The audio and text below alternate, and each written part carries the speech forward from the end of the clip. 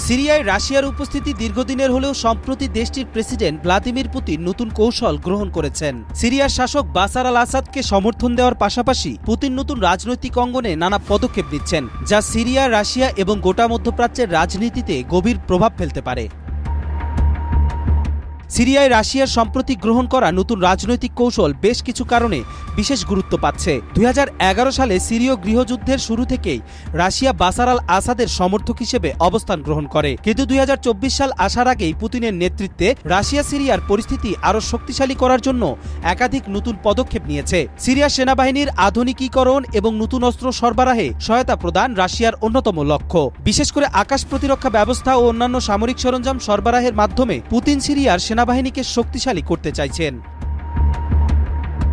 Russia সিরিয়ার পুনর্গঠন প্রক্রিয়ায় অর্থনৈতিকভাবে গুরুত্বপূর্ণ ভূমিকা রাখতে চাচ্ছে। সিরিয়ার যুদ্ধবিধ্বস্ত অবকাঠামো পুনর্নির্মাণের জন্য রাশিয়া কয়েকটি বড় প্রকল্প হাতে নিয়েছে, যার মধ্যে তেল, গ্যাস, খনিজ সম্পদ খনন ও খনিজ সম্পদ ব্যবসায় রাশিয়ার অংশগ্রহণ অন্যতম। এইসব উদ্যোগে সিরিয়ার অর্থনীতি পুনর্গঠনে সহায়তা করবে এবং রাশিয়ার দীর্ঘমেয়াদী প্রভাব বাড়াবে। পুতিন সিরিয়ায় তার সামরিক উপস্থিতি শক্তিশালী করে রাখার মাধ্যমে মধ্যপ্রাচ্যের রাজনীতিতে রাশিয়ার প্রভাব বৃদ্ধির চেষ্টা করছেন। সিরিয়ার ভূমি থেকে ইরান, তুরস্ক, যুক্তরাষ্ট্র ও অন্যান্য পশ্চিমা শক্তির প্রভাব খর্ব করার জন্য রাশিয়া এই কৌশল গ্রহণ করেছে। বিশেষজ্ঞদের মতে পুতিনের এই নতুন কৌশল সিরিয়ার ভবিষ্যতের জন্য অনেক গুরুত্বপূর্ণ।